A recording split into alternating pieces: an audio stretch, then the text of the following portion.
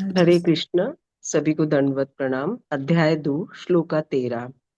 देहिनोऽस्मिन्यथा देहे कौमारं यौवनं जरा तथा देह अंतर प्राप्ति धीरः तत्र न मुह्यति।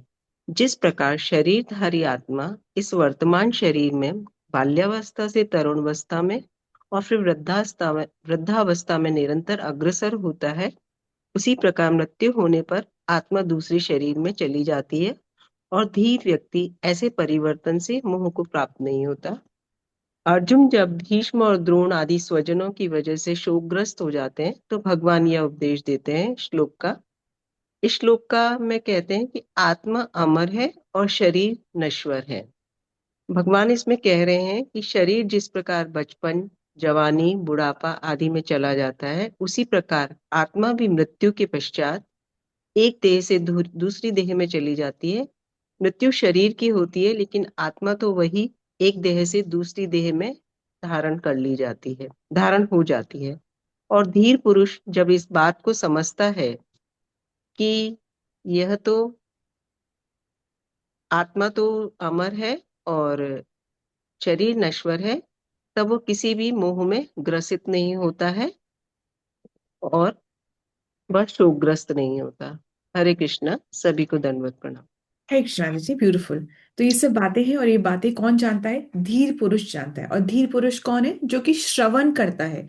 श्रवण से धीर बनते हैं। और धीर पुरुष जो होता है वो व्याकुल नहीं होता है। ऑब्वियसली दुख बहुत होता है, परंतु वो व्याकुल इस तरीके से अधीर के जैसे व्याकुल नहीं होता है।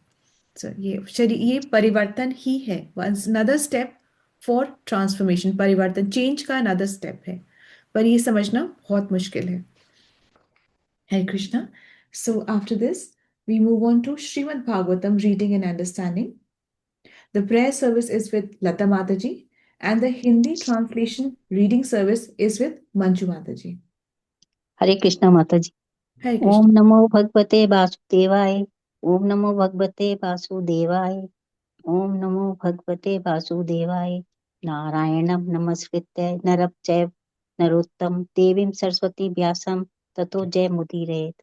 नष्ट प्रावेषु भद्रेषु नित्यं भगवत् सेवया भगवत उत्तम श्लोकये भक्ति भगवती नैष्टिकी। कृष्ण वासुदेवाय देवकी नंदनाय च नंद गोपाय कुमाराय च गोविंदाय नमो नमः गोविंदाय नमो गोविंदाय नमो नमः। हरे कृष्ण माता जी, सबको दंडक प्रणाम। Thank you for this. Thank you माता जी, थैंक यू सो मच। आज हम श्लोका 13.6 में प्रवेश करते हैं। Canto 1 chapter 13 shloka 6। यहाँ पे बताया जा रहा है कि युधिष्ठिर महाराज ने कैसे विदुर जी का स्वागत किया, मतलब किस तरीके से उन्होंने स्वागत किया। मुमुचुः प्रेम बाष्पौघं विरहौत कंठया कातर राजा तमर्हयाञ्चक्रे कृता सन्नः परिग्रहम्। मुमुचु प्रेम बाष्पौघं विरहौत कंठया कातरा राजा तमर्हयाञ्चक्रे कृता सन्नः परिग्रहम्। यस मंजू माता जी। मंजू माता जी प्लीज, हाँ, अनम्यूट। यस होकर लक्ष्मी वियोग के कारण वे सब प्रेमवश होकर रुदन करने लगे। तब राजा युधिष्ठिर ने उनके बैठने हेतु आसन की व्यवस्था की और उनका सत्कार किया। ठीक है माता जी। मुमुचुह मतलब, मुमुचुह प्रेम बाष्पौघम मतलब प्रेम के आंसू बहाए। मुमुचुह मतलब बहाए। क्या बहाए? प्रेम के आंसू बहाए। क्यों बहाए? अब तो सामने आ गए, क्यों बहाए? कई बार होता है ना कि हम इतनी किसी से बहुत दूर है कोई, तो जब वो सामने आता है तो अब आ गया है वो सामने, पर वो जो इतना वो पेंट अप इमोशंस, वो जो सारे इमोशंस जो दबे हुए थे वो बाहर आ जाते हैं, और वो आंसुओं के साथ वो बाहर आ जाते हैं।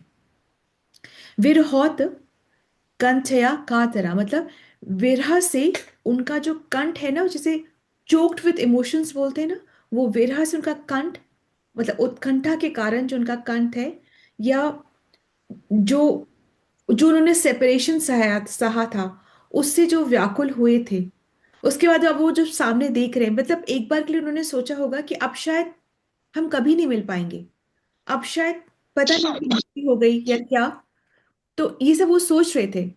और अब एकदम से सामने देखिए वो बहुत इमोशंस में भर गए। राजा तमर हयान चक्रे। राजा कौन है? राजा युधिष्ठिर। तो राजा राजा युधिष्ठिर ने विदुर का कृतासन परिग्रहम, बैठने का आसन दिया, और फिर उनका जैसे पूजा करी, मतलब उनका सत्कार किया। वो सेपरेट हुए थे कितने सालों के लिए? 36 ईयर्स के लिए। और पता भी नहीं था कि वो वापस आ जाएंगे। 1.14.7 पे जाते हैं। तं भुक्तवन्तं विश्रान्तं आसीनं सुखमासने प्रश्य वनतो राजा प्रहातेषां च शृण्वताम्। तं भुक्तवन्तं विश्रान्तं आसीनं सुखमासने प्रश्य वनतो राजा प्रहातेषां च शृण्वताम्। यस माता जी। जब महात्मा विदुर ठीक से भोजन कर चुके और पर्याप्त विश्राम कर लेने पर उन्हें सुखदायक आसन पर बिठाया गया, तब राजा ने उनसे बोलना शुरू किया और वहां पर उपस्थित सारे लोग सुनने लगे। ठीक है माता जी। तम भुक्तवंतम, जब उन्होंने, किन्होंने? विदुर महाराज ने। जब उन्होंने भोजन अच्छे से प्राप्त कर लिया, और भोजन अच्छे से प्राप्त कर लिया मतलब उनको कैसे खिलाया गया? ऐसे नहीं कि भोजन बफे सिस्टम में लगा दिया गया हो और बोल दिया हो कि प्लीज सर्व योर सेल्फ, नहीं।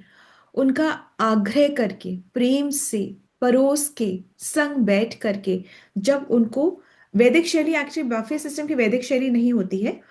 और बहुत से लोग जो बहुत जब तक आग्रह नहीं किया जाता तब तक वो भोजन पाते भी नहीं है, भूखे रह जाएंगे, परंतु बिना आग्रह किए हुए वो भोजन पाते नहीं है। ये शैली अभी भी बहुत सारे अ, हमारे प्रांतों में अभी भी विख्यात है कि जब तक मनोहार नहीं होगा वो भोजन अपने से नहीं लेंगे। तो ये वैदिक सिस्टम है भी नहीं। सो आसीनम सुख मासने, मतलब बहुत ही सुखदायक आसन पर उनको बिठाया गया। ये बता रहा है कि युधिष्ठिर का कितना विशेष प्रेम है विदुर जी के प्रति, कि वो चाहते हैं कि वो अच्छे से आराम से बैठे।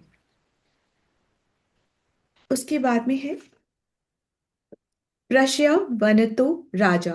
फिर जो भद्र स्वभाव वाले, जो विनीत स्वभाव वाले राजा हैं युधिष्ठिर, यानी कि उन्होंने प्रश्न पूछे। प्रहातेषां च शृण्वताम्, और शृण्वता मतलब सब सुन रहे थे। कौन सब सुन रहे थे? प्राह तेषाम। तेषाम कौन? मतलब जिनकी हमने अभी अभी चर्चा करी थी ना, कि गांधारी, पांडवों की स्त्रियां पांडव, और कौरवों की स्त्रियां, इतनी सारी स्त्रियां थी, कौरवों की भी खुद भी इतने थे तो स्त्रियां भी इतनी सारी थी। ये सारे बैठ करके सुन रहे थे। अब यहाँ कहने का जो हिडन तात्पर्य ये आ रहा है कि एक्चुअली में वो सारी बातें होंगी, वो सारे सीक्रेट्स डिस्कस होंगे। एंड अब वो सीक्रेट्स सीक्रेट नहीं रह जाएंगे। क्या क्या डिस्कस होगा? कि आपने किस तरीके से हमारी रक्षा करी थी। हम, युधिष्ठिर महाराज ये कहना चाह रहे हैं कि एक्चुअली में आज हम जो जीवित बैठे हुए हैं वो विदुर की वजह से जीवन बैठे हुए हैं। और ये क्रेडिट देना, ये एक्सेप्ट करना कि आपकी वजह से हम हैं, ये बहुत बड़ी बात होती है। क्योंकि प्राय क्या होता है, जब हमारे पास पावर आ जाती है, जब हमारे पास धन ज्यादा आ जाता है, तो हम में अभिमान, अहंकार भी आ जाता है। तो हम अगले को क्रेडिट देना ही नहीं चाहते हैं। हम बताना ही नहीं चाहते कि आपकी वजह से। हम क्या कहना चाहते हैं? हमने मेहनत करी, हम आज हमने अपनी बुद्धि लगाई, हमने ऐसे किया, हमारी किस्मत थी, इस वजह से हम यहाँ पे पहुंचे। वो क्रेडिट नहीं देना चाहते। तो परंतु राजा युधिष्ठिर है, वो बहुत ही विनीत स्वभाव के हैं। तो एक सेकेंड, अब हम ये जो माता जी, ये जो 7th वाला है इसको हम थोड़ा सा पढ़ेंगे, तात्पर्य को, राजा युधिष्ठिर। इसको पढ़ेंगे हम, राजा युधिष्ठिर से तात्पर्य से पढ़ेगा माता जी। राजा, राजा युधिष्ठिर अपने पारिवारिक सदस्य तक का स्वागत करने में पटु थे। सभी पारिवारिक सदस्यों ने महात्मा विदुर का गले मिलते हुए तथा अभिवादन द्वारा सत्कार किया। तत्पश्चात स्नान एवं समुचित भोजन की व्यवस्था की, फिर पर्याप्त विश्राम करने दिया गया। विश्राम के पश्चात उन्हें बैठने हेतु सुखद आसन प्रदान किया गया। तब राजा ने परिवार की तथा अन्य विषयों की बातें शुरू की। प्रिय मित्र या यहाँ तक कि शत्रु के भी स्वागत की भी यही उचित विधि है। भारतीय नीति शास्त्र के अनुसार घर आए शत्रु का भी इसी प्रकार स्वागत होना चाहिए कि उसे भय के प्रतीत न हो। शत्रु सदैव अपने शत्रु से भयभीत रहता है, किंतु जब शत्रु के घर कोई शत्रु आए तो ऐसा नहीं होना चाहिए। इसका अर्थ यह हुआ कि घर आए व्यक्ति का कुटुंबी के समान सत्कार होना चाहिए। तो महात्मा विदुर जैसे कुटुंबी का कहना ही क्या, जो परिवार के सभी सदस्यों के शुभ चिंतक थे। इस प्रकार महाराज युधिष्ठिर अन्य सभी सदस्यों की उपस्थिति में महात्मा विदुर से बोले। ठीक है माता जी। तो यहाँ पे ये है कि वो एक कल्चर था कि शत्रु भी अगर घर पे आ जाए तो उसको भी परिवार के सदस्य की जैसा ही ट्रीट करना चाहिए। उसको डर नहीं लगना चाहिए कि मैं शत्रुओं के घर पर आ गया हूँ तो अब मेरे शायद खाने में जहर मिला के ही मुझे दे दिया जाएगा। परंतु ये तब की बात थी, तब परस्पर ऐसा व्यवहार होता था। अब एटलीस्ट हमें अलर्ट तो रहना ही पड़ता है, ये कलयुग की बात है तो हमें अलर्ट तो रहना ही पड़ता है। तो इस तरीके से, और यहाँ पे ये बताने की बात हो रही है कि एक्चुअली में सब लोग बहुत खुश थे विदुर के आ जाने से। क्यों? क्योंकि विदुर का नेचर, स्वभाव ही इतना सुंदर और सौम्य था कि एक्चुअली सभी लोग बहुत खुश थे। किसी ने भी कोई भी नहीं सोच रहा था कि क्यों आ गए, अब क्या हो गया, ये क्यों आ गए, ऐसे कोई भी ऐसे नहीं सोच रहा था। अब हम 13.8 पर आते हैं। युधिष्ठिर उवाच अपि स्म रत्नो युष्मत् पक्षछाया समीचितान् विपद्गणा दुष्टाग्न्यायदे मूर्छिता यत्स्मा समात्रक। युधिष्ठिर उवाच अपि स्मरत् नो युष्मत् पक्षछाया समीचितान् विपद्गणा दुष्टाग्न्यायदे मूर्छिता यत् समात्रक। यस माता जी। महाराज युधिष्ठिर ने कहा, हे चाचा श्री, क्या आपको स्मरण है कि आपने किस प्रकार सदा हमारी माता तथा हम सबकी समस्त प्रकार की विपत्तियों से रक्षा की है। थैंक आपके पक्षपात ने पक्षियों के पंखों के समान हमें विषपान तथा अग्निदाह से बचाया है। थैंक यू माता जी। तो अपि स्मरत नो युष्मत्, क्या आप हमारा स्मरण करते थे? मतलब कि आपने तो हमें बहुत बचाया है, और इस बात को ये बोल भी रहे हैं, एक्सेप्ट भी कर रहे हैं, क्रेडिट भी दे रहे हैं कि आपने तो हमें बहुत बचाया है। और क्या आप ये आपको ये पता था कि हम आप पे कितना डिपेंडेंट थे, आप हमारी कितनी रक्षा करते थे? यानी कि आपके जाने के बाद हमें कितना अनाथ के जैसा फील हुआ। क्या आप इस बात को जानते हैं? मतलब वैसे होता है ना कि एक तो हमें विश्वास नहीं होता कि कोई हमें, जिस पर हम इतना डिपेंडेंट है, वो हमें एकदम एक दिन यूं ही छोड़ के चला जाएगा। ऐसे होता है ना।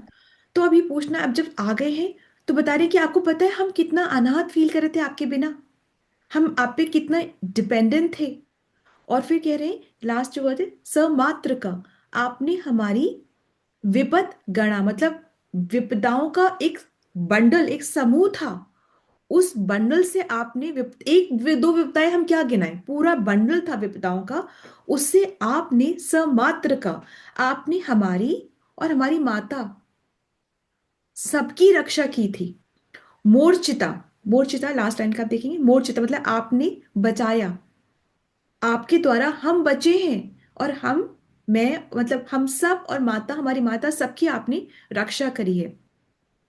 तो पहले देखते हैं, अपि स्म रथ नो युष्मात्, मतलब क्या आपको भी हम याद आते थे?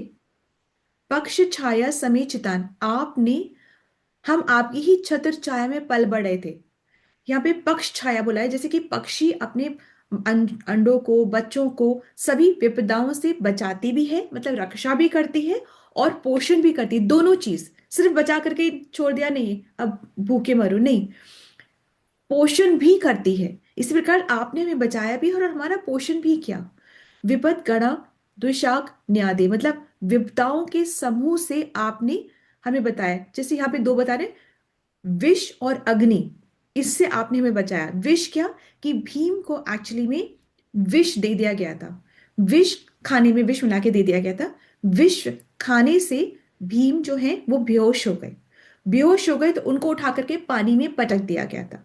पानी में जब फेंक दिया गया तो वो बहते हुए समुद्र से मिले, और समुद्र से मिलते हुए वो बहते बहते वो पाताल लोक चले गए। पाताल लोक जब पहुंचे तो वहां सांपों ने देखा कि ये कौन आ गया, और उसको डसना शुरू कर दिया। तो जैसे जहर से जहर मरता है, वैसे ही सांपों के डसने से जो जहर भीम की बॉडी में था वो भी मरने लगा।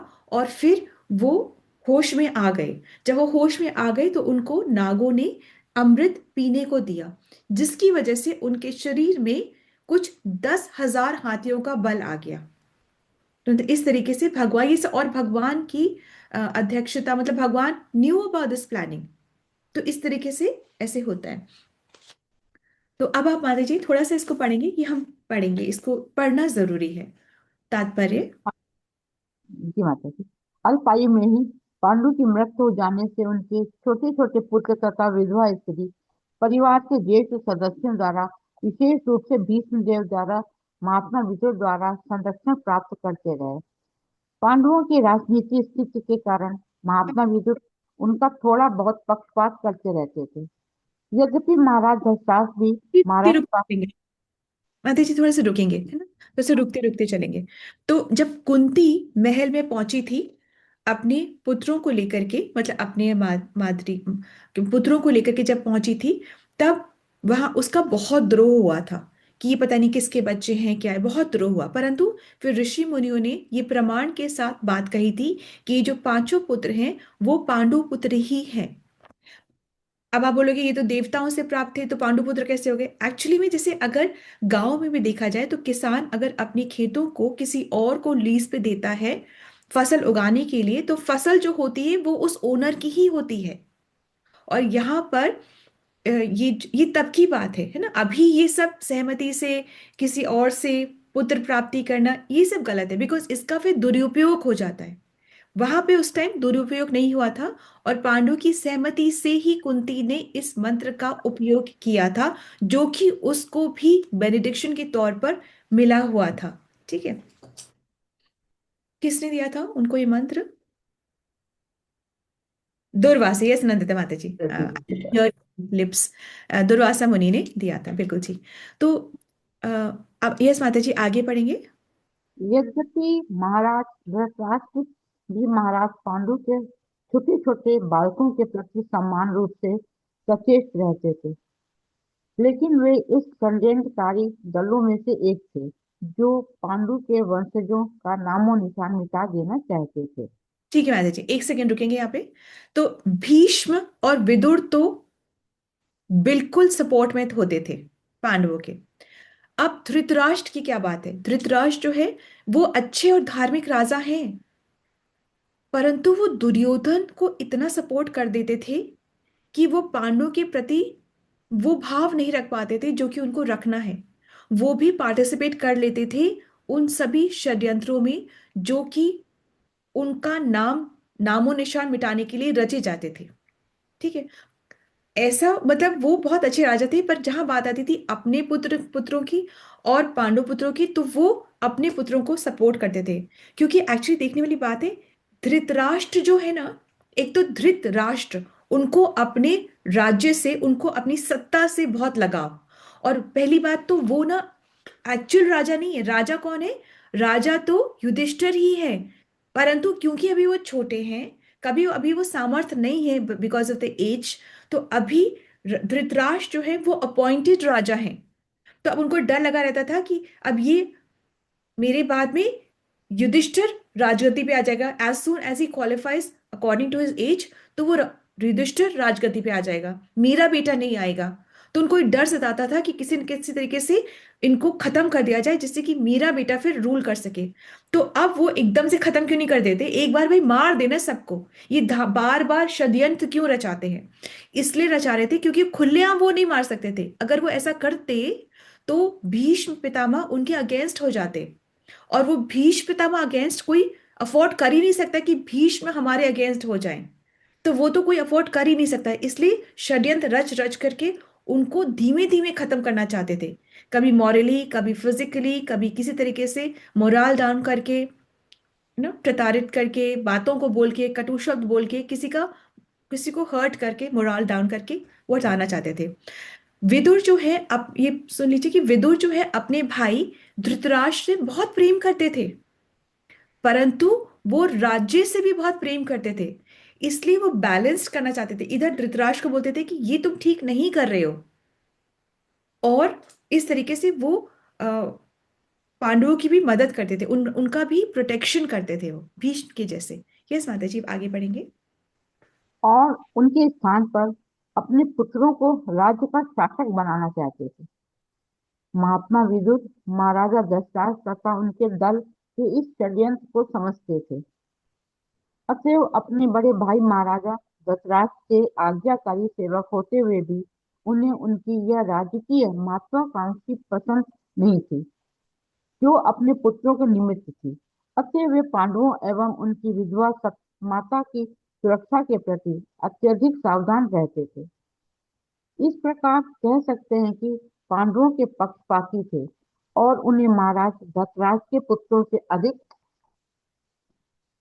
चाहते थे।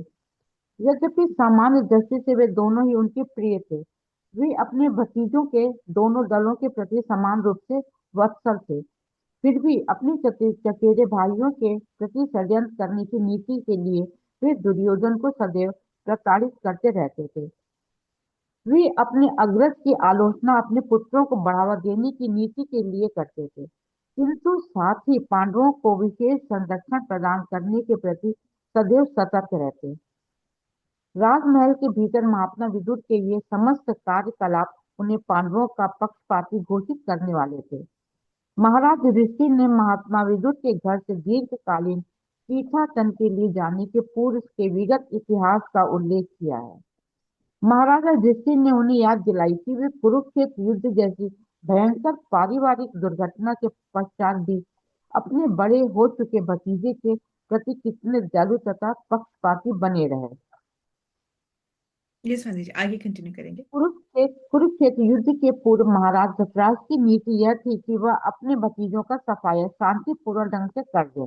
अतः उन्हें पुरोचन की को आज्ञा दी कि वह वार वाराणवत में एक महल निर्मित करे। और जब वह महल बनकर तैयार हो गया तो महाराजा धृतराष्ट्र ने इच्छा व्यक्त की कि उनके भाई का परिवार वहां कुछ काल तक रहे। जब समस्त पांडव राजकुल के अन्य सदस्यों की भी उपस्थिति में वहां जा रहे थे, तब महात्मा विदुर ने अत्यंत चालाकी से पांडवों को महाराज धृतराष्ट्र की भावी योजना का संकेत किया। इसका विशेष वर्णन तो ये लक्षाग्रह, तो इन्होंने क्या, मतलब कितनी मीठी मीठी तरीके से बोला कि ये जो महल है ये हम 100 भाइयों के लिए तो पर्याप्त है, पर देखने की बात है, देखो कि आप जो 5 भाई हैं ना, उनके लिए पूरा नहीं पड़ता। तो ऐसा नहीं है कि धृतरा हम समझ रहे हैं कि अरे देखो ये समझ में नहीं, उनको समझ में आ रहा था। जो राजा युधिष्ठिर हैं वो ठीक समझ रहे थे कि एक ही षड्यंत्र रचा जा रहा है। ऐसा होता है क्या कि 100 के लिए पर्याप्त है महल, और सिर्फ 5 लोगों के वो महल छोटा पड़ रहा है। तो धृतराष्ट्र, सॉरी, युधिष्ठिर जो है वो ये समझ रहे थे। तो उन्होंने फिर वो क्यों गए उस महल में, वो क्यों गए लाक्षागृह में, वो क्यों गए? वन, वो आज्ञाकारी हैं। सेकंड, उन्हें भगवान पर भरोसा है, इसलिए वो गए। जी माता जी। इसका विशेष वर्णन महाभारत में हुआ। उन्होंने अप्रत्यक्ष रूप से उन्हें संकेत दिया, ऐसा अस्त्र जो इस बात का या किसी अन्य धातु का ना बना हो, वह इतना तेज हो सकता है कि शत्रु का वध कर दे, किंतु जो यह जानता है कि कभी मारा नहीं जाता। कहने का तात्पर्य यह है कि उन्होंने संकेत कर दिया कि पांडवों को वारणावत इसलिए भेजा जा रहा है कि उनका वध किया जा सके। इस प्रकार उन्होंने युधिष्ठिर को सचेत कर दिया कि वे नए आवास में अत्यंत सतर्क रहें। उन्होंने अग्नि का भी संकेत किया और कहा कि अग्नि आत्मा का दहन नहीं कर सकती, लेकिन भौतिक शरीर को विनष्ट कर सकती है, किंतु जो आत्मा की रक्षा करता है वह जीवित रह सकता है। महाराज युधिष्ठिर तथा महात्मा विदुर के ऐसे वार्तालाप को कुंती नहीं समझ पाई। अतः जब उन्होंने अपने पुत्र से उस वार्तालाप का भावार्थ जानना चाहा तो युधिष्ठिर ने उत्तर दिया कि महात्मा विदुर की बातों से लग रहा है कि हम लोग जहाँ रहने जा रहे हैं उस भवन में आग लगने का संकेत है। आगे चलकर महात्मा विदुर अपने वेश बदलकर पांडवों के पास पहुंचे और उन्हें सूचित किया कि शुक्ल पक्ष की चतुर्दशी को द्वारपाल महल में आग लगाएगा। ठीक है माता जी, यहाँ पे रुकते हैं। तो यहाँ पे वो महल बनाया गया, और जो विदुर हैं उन्होंने कितने, जैसे ना एक कोड लैंग्वेज में सब बताया कि यहाँ पे अग्नि लगेगी, परंतु अ, जो आत्मा है, और अग्नि से ध्यान रखो कि शरीर नष्ट हो जाता है, आत्मा नहीं जल सकती, दैट इज ओके, ये तुम समझ रहे हो, पर ध्यान रखो कि शरीर नष्ट हो तो कोड लैंग्वेज में वो सारी बातें बता रहे हैं। क्यों बता रही कोड लैंग्वेज में? क्योंकि ये देखने वाली बात है कि वो जो जो स्पाइस होते हैं वो सब जगह हैं, वो विदुर को भी देख रहे हैं, वो पांडवों को भी देख रहे हैं, और वो चारों तरफ फैले हुए हैं, कोई अकेले में कोई बात नहीं हो रही कि वो सीधे सीधे बोलते देखो ऐसी बात है। उनके हर मूवमेंट को वॉच कर रहे हैं जो स्पाइज हैं, किसके? धृतराष्ट्र के, दुर्योधन के जो स्पाइज है हर मूवमेंट पे वॉच कर रहे हैं। उसके बाद भी आप देखो, थोड़ा समझने की कोशिश करिए कि उस समय पे हाइट, जैसे अभी अभी की हाइट हमारी क्या है, मैक्सिमम हाइट क्या है, 5'5" है, 5'6" है, यही हमारी हाइट चलती है। पुरुषों की बड़ी होती है थोड़ी और ज्यादा, 5'8", 6 तक पहुंच जाती है, पर ये कॉमन यही हाइट का है। परंतु उस समय में 8 फुट 10 फुट एटलीस्ट तो होते ही होते थे। और उनके निकलने के लिए सुरंग को बनाना, सुरंग कोई फ्री में नहीं बनाएगा, बनाने के लिए भी पैसे देना, और स्पाइस से बच बच के सुरंग बनाना। एक दिन में कोई बन नहीं जाएगी, कुछ घंटों में सुरंग नहीं बन जाएंगी, उसके लिए वक्त लगता है सुरंग बनाने के लिए भी। और सुरंग बना करके भी कहाँ, पूरा टनल बना करके पूरा वन तक पहुंच जाओ, इतनी बड़ी सुरंग बनाना, तो ये सब आसान नहीं था। आसान लगता भी है तो था नहीं। स्पाई से बच के ऐसा प्रिटेंड करके कि वी आर फाइन, और फिर सुरंग बनाना इतने बड़े कि भीम, सोचो भीम पार हो जाए उधर से, और कंफर्टेबल भी हो कि वो माता कुंती को ही पार होना है। भाई बॉयज तो कैसे भी करके पार हो जाए, पर इधर मदर को भी पार होना है, तो कंफर्टेबल भी है, और थोड़ा लिटअप भी है, और इतनी बड़ी भी है, तो इन सब के लिए पैसा भी चाहिए, वक्त भी चाहिए, और दिमाग भी चाहिए कि कैसे हम सुरंग बना पाए। तो ये सब वहां पे बहुत ही और एक भाई हमेशा जगह रहता था, अलर्ट रहता था, बिकॉज दे न्यू कि हम, हमारे साथ षड्यंत्र रचा जा रहा है, तो ऐसे फ्री होके सो नहीं जाते थे, एक हमेशा पहरे में भी रहता था। यस माता जी। यह महाराज धृतराष्ट्र का षड्यंत्र था कि पांडव अपनी माता सहित एक साथ परलोक को सिधार जाएं। उनके सचेत रहने से पांडव पृथ्वी के नीचे बनी सुरंग द्वारा बच निकले, किंतु उनके बचने का समाचार महाराज धृतराष्ट्र को ज्ञात न हो सका। यहाँ तक कि अग्नि लगने के पश्चात समस्त कौरव पांडवों की मृत्यु के प्रति इतने आश्वस्त थे कि महाराजा धृतराष्ट्र ने अत्यंत प्रसन्नता पूर्वक उनके अंतिम संस्कार की भी संपन्न कर डाले तथा शोक की अवधि में महल के सारे सदस्य शोक मग्न थे। किंतु महात्मा विदुर ने शोक नहीं मनाया, क्योंकि उन्हें पता था कि समस्त पांडव यहीं पर जीवित हैं। विपत्तियों में ऐसे अनेक उदाहरण दिए जा सकते हैं, और उन सब में महात्मा विदुर ने एक ओर जहां पांडवों का संरक्षण प्रदान किया, तो दूसरी ओर वे अपने भाई महाराजा धृतराष्ट्र को ऐसी षड्यंत्रकारी नीतियों से रोकते भी रहे। इसीलिए वे पांडवों के प्रति उसी प्रकार पक्षपात करते रहे जिस प्रकार पक्षी अपने पंख से अंडों की रक्षा करता है।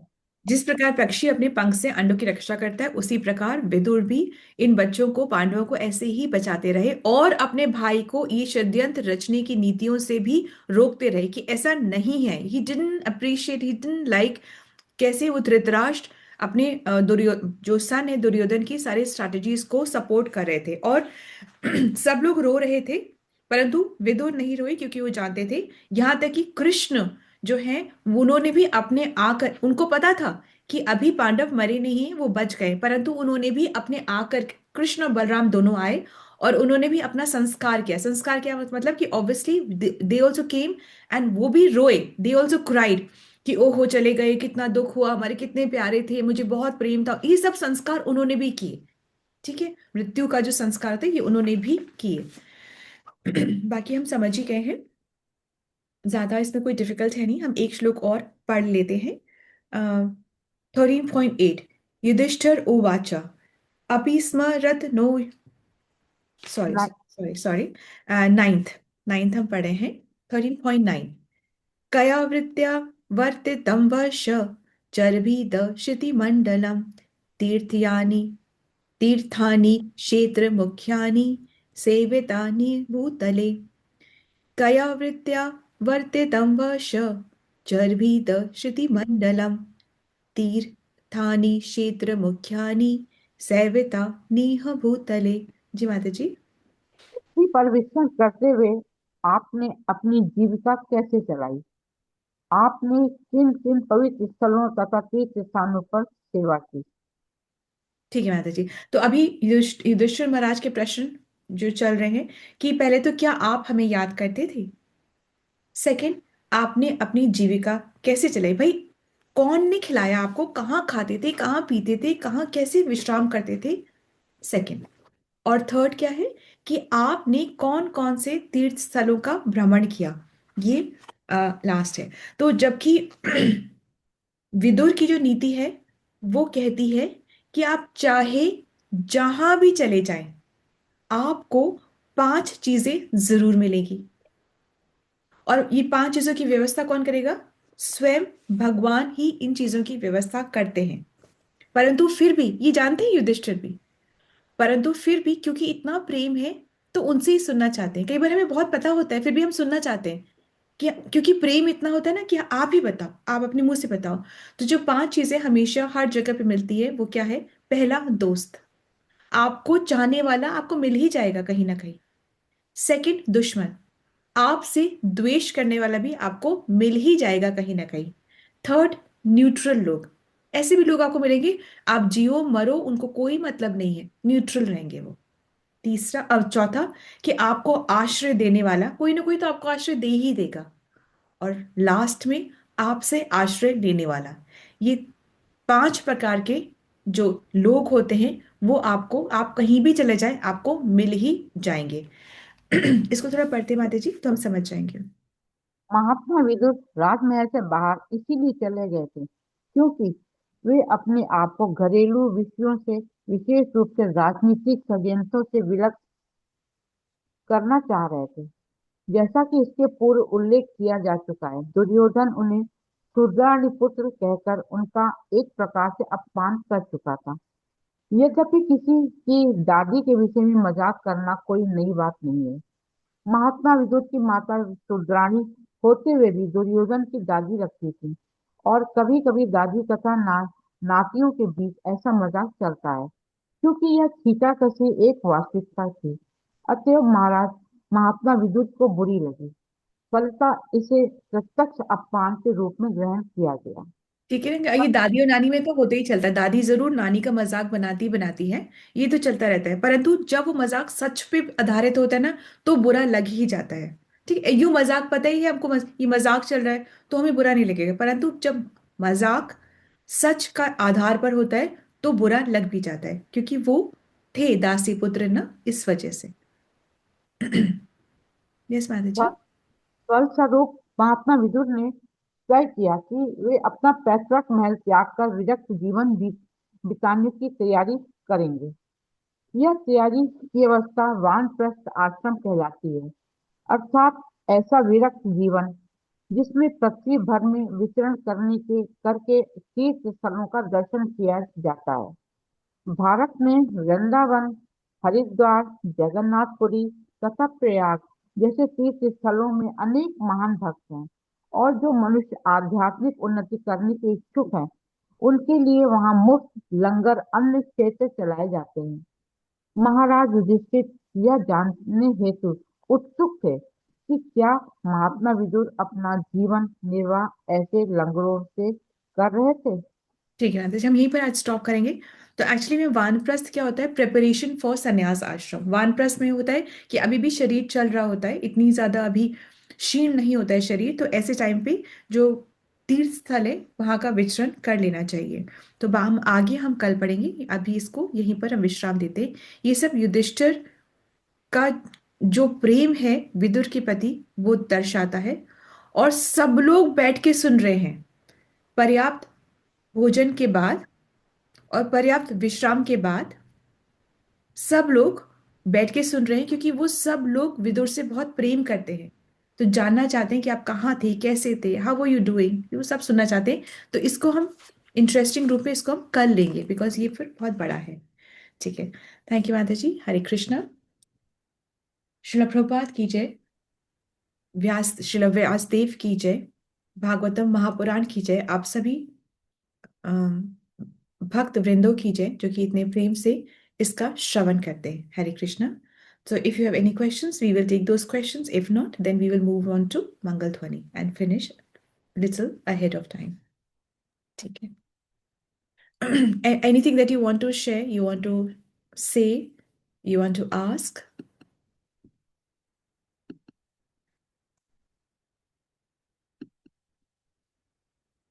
Hare Krishna. No, then nothing to be asked. Okay, then we move on to Mangal Hare Dhwani. Krishna माता जी।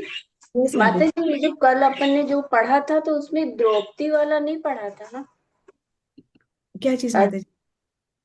हाँ, ये ड्रॉप जो मैंने आपको एक्सप्लेन कर दिया था माता जी, बिकॉज yesterday संध्या माता जी वाज नॉट देयर, तो मैंने उसको एक्सप्लेन कर दिया। If you have any questions from there we can discuss. मैंने उसको एक्सप्लेन कर दिया था इसलिए। थैंक यू माता जी। थैंक यू माता जी, thank you so much. Anything और वी फॉरवर्ड? ठीक है, so let's move on to Mangal Dhwani. Hare Krishna माता जी। मंगल ध्वनि। जय Thank ओम विष्णु पदाय divine grace AC Bhaktivedanta स्वामी शील प्रभुपाद की जय। नामाचार्य शील भक्ति स्वामी सरस्वती ठाकुर गोस्वामी महाराज की जय। अनंत कोटि वैष्णव जनता की जय। नामाचार्य शील हरिदास ठाकुर की जय। श्री श्री राधा माधव की जय। श्री पंच तत्व की जय। श्री जगन्नाथ बलदेव सुभद्रा की जय। श्री प्रहलाद नरसिंह भगवान की जय। श्री तुलसी महारानी की जय। श्री पतित पावन गौर निताई की जय। श्री गौर निताई प्रेमानंद हरि हरि बोल। All glories to assemble devotees Hari Hari बोल। श्री गुरु और गौरांगा की जय हरि हरि बोल। श्री शील प्रभुपाद की जय हरि हरि बोल। प्रेम से कहो श्री कृष्ण चैतन्य प्रभु नित्यानंदा श्री अद्वैत गदाधर श्रीवासादि गौर भक्त वृंद की जय। राधा कृष्ण गोपीनाथ राधा कुंड श्याम कुंड गिरी गोवर्धन ब्रज भूमि वृंदाधाम की जय। चंद्रपुर मायापुर नवदीप धाम की जय। गंगा मई यमुना मई की जय। राम सीता लक्ष्मण हनुमान की जय। ट्रांसेंडेंटल बुक डिस्ट्रीब्यूशन की जय। महाप्रसादम की जय। हरि नाम संकीर्तन की जय। सब भक्तों की जय। वांछा कल्पतरु ऐप जय सिंधु कृपा सिंधु ऐप जय पतितान पावनी वैष्णो नमो नमः। हरे कृष्ण माता जी। वंदक प्रणाम सभी को। Hare Krishna. Let's all join our hands and pray to Krishna and seek his blessings so that we can all become sincere devotees and do our chanting offenselessly. Hare Krishna. Let's all join our hands and pray to Krishna and seek his blessings to bless all those who are suffering from any kind of ailments, any kind of anxieties, stress, challenges, tensions, to recover faster so that we can all serve the lotus feet of Krishna with complete sincerity, surrender, and true love of our heart. Hare Krishna. Let's all join our hands and pray to Krishna and seek his blessings to seek the spiritual strength that we need for our advancement. Hare Krishna, Krishna Krishna, Hare Hare, Hare Rama, Rama Rama, Hare Hare. Hare Krishna. Dandavat Pranam. Thank you so much for your presence and your participation. Krishna willingly, we will meet tomorrow. Hare Krishna. Any special occasion for anybody? अरे हरे Hare Krishna. Hare Krishna, Hansa Mataji. Hare Krishna. Hare Krishna, Meeta Mataji. Hare हरे कृष्ण माता जी, धन्यवाद प्रणाम। Dandavat Pranam. हरे कृष्ण माता जी। हरे वंदक कृष्ण प्रणाम। माता जी, धन्यवाद प्रणाम। Thank you so Krishna much. माता जी, दंडवत प्रणाम। Hare Krishna. हरे Shweta हरे Mataji. कृष्ण माता जी, धन्यवाद प्रणाम। Dandavat Pranam, Mataji. आज वान्या का बर्थडे है। Hare Krishna Mataji. Yes, Mataji. Vanya का बर्थडे है आज। आज रिंकू की वानिया का बिटिया। हाँ जी, yes Mataji. So today is birthday of the granddaughter of Hansa Mataji. Her name is Vanya. Let's all sincerely pray for Vanya that she can grow up to be a wise and surrendered soul so that she can serve the lotus feet of Krishna along with her family, so that she can use her intelligence into being on the right path. She bring the pride for her parents. May they be very happy with her growth. So let's all pray for her. Hare Krishna, Krishna Krishna, Hare Hare, Hare Rama, Rama Rama, Hare Hare. Hare Krishna. So we all pray for her, we all bless her, and Krishna willingly, she will be on the right path always. Hare Krishna. Hare, happy Krishna conscious birthday. हरे कृष्णा हरे माता कृष्णा जी, माता जी, दंडवत दंडवत प्रणाम। प्रणाम, सबको हरे दंडवत कृष्ण, प्रणाम। हरे कृष्णा, दंडवत प्रणाम दंडवत माता जी। प्रणाम, सबको दंडवत प्रणाम। हरे नमस्कार कृष्ण। माता जी, दंडवत प्रणाम। Hare Maata Ji, Hare Prabhu. हरे कृष्ण माता जी। Hare Krishna. Thank you so much. So I end the session.